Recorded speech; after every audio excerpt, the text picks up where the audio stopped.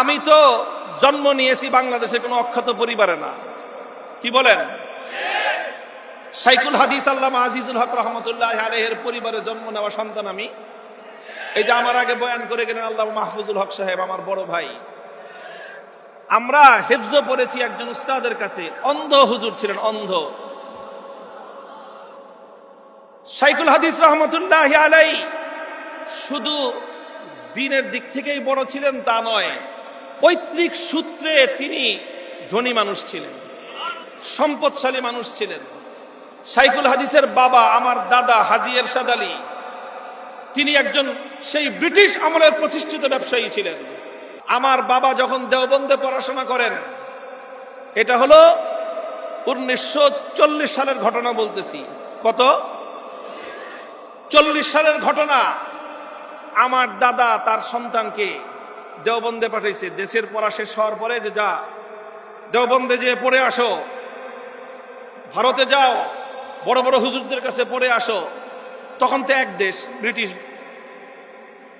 তো এখান থেকে তিনি তার সন্তানের জন্য টাকা পাঠাতেন প্রতি মাসে। কত টাকা পাঠাতেন আমি আমার বাবার মুখে আমরা শুনেছি, সব ভাইয়েরা। আমার দাদা খবর নিছে গোটা আশপাশ এলাকার মধ্যে যে এমন কে আছে যার সন্তান বিলাতে পড়ে।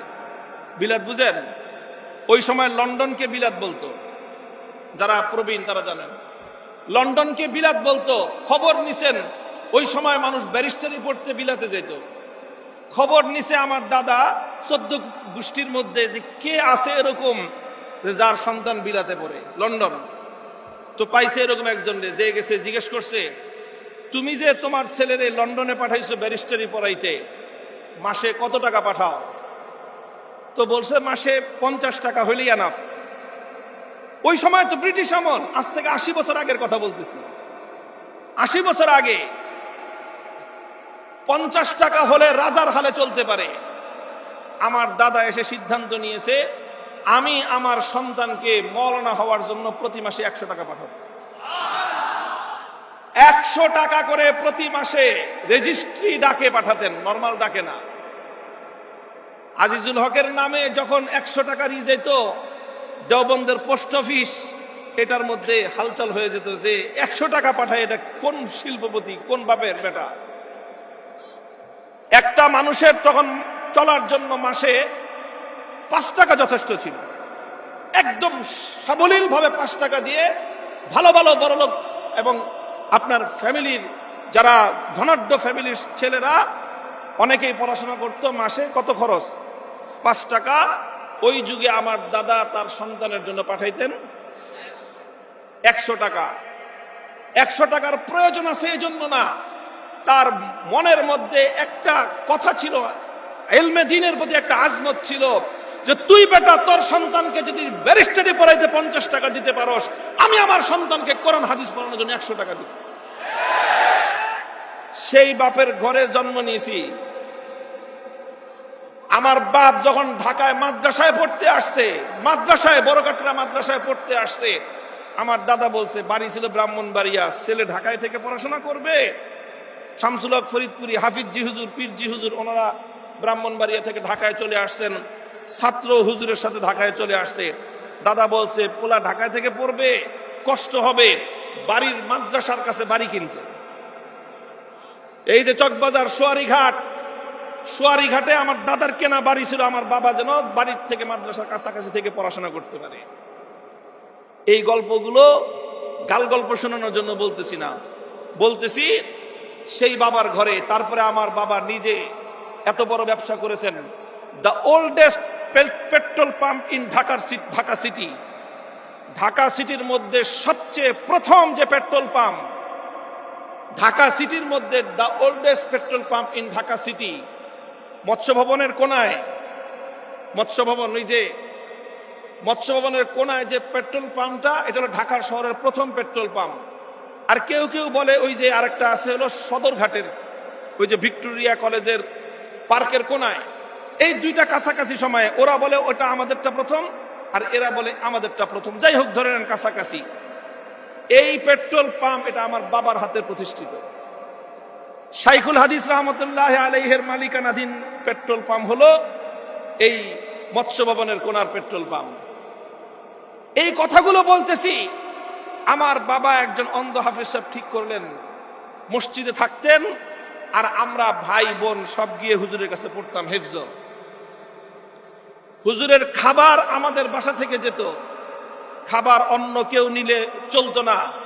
আমরা পালাক্রমে ভাইরা, মা বেড়ে দিতেন, আমরা ভাইরা নিজ হাতে নিয়ে হুজুরের কাছে খানা পৌঁছে দিতে হইতো।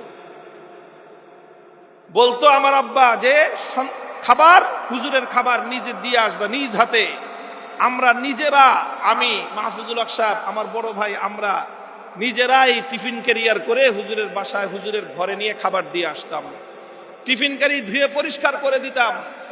এখনো আমার মনে পড়ে, হুজুর এখানে সেখানে যেতে, অন্ধ মানুষ ছিলেন তো একজন সাথে ছাত্র নিতেন, অধিকাংশ সময় আমি থাকতাম। আমার কাঁধে হাত দিয়ে হুজুর চলতেন, আমি হুজুরকে সামনে নিয়ে হাঁটতাম। অনেক মানুষ, অনেকে তো বুঝতো না, অন্ধ মানুষ দেখে, আবার সামনে দেখে ছোট একটা বাচ্চা টুপি পরা, হুজুরও টুপি পরা। তো সমাজে অনেকে করুণার দৃষ্টিতে দেখত, অনেকে আমাদেরকে ভিক্ষার টাকা তুলে ধরত, মনে করতো যে হুজুরে নিয়ে আমরা ভিক্ষা নামছি। বলতাম যে না ভাই, ইনি আমার উস্তাদ, ইনি আমার উস্তাদ। এইভাবে আমরা ওই ছোট্ট কাল থেকে, বয়স তখন আমার কত, 7 বছর 8 বছর, 8 বছর বয়স থেকে ওস্তাদদের খেদমত করা শুরু করেছি। যখন 22 বছর হয় তখন দাওরায়ে হাদিস সম্পন্ন করেছি। শেষ পর্যন্ত আমরা খেদমত করেছি। শুধু এটা আমার গল্প না, আমাদের কওমি মাদ্রাসার প্রত্যেকটা ছেলের ইতিহাস এই। আমি 22 বছর পর্যন্ত আমার ওস্তাদের সেবা করেছি। এখন আমার ছাত্ররা আমার জুতা ধরবার জন্য জীবন দিতে প্রস্তুত। মিয়া, তুমি তো খালি দূর থেকে দেখছো বাতাস করে, খালি বাতাস করে না, আমাদের গায়ে টোকা দিয়ে দেখো, জীবন দেওয়ার জন্য আমাদের ছাত্ররা প্রস্তুত আছে।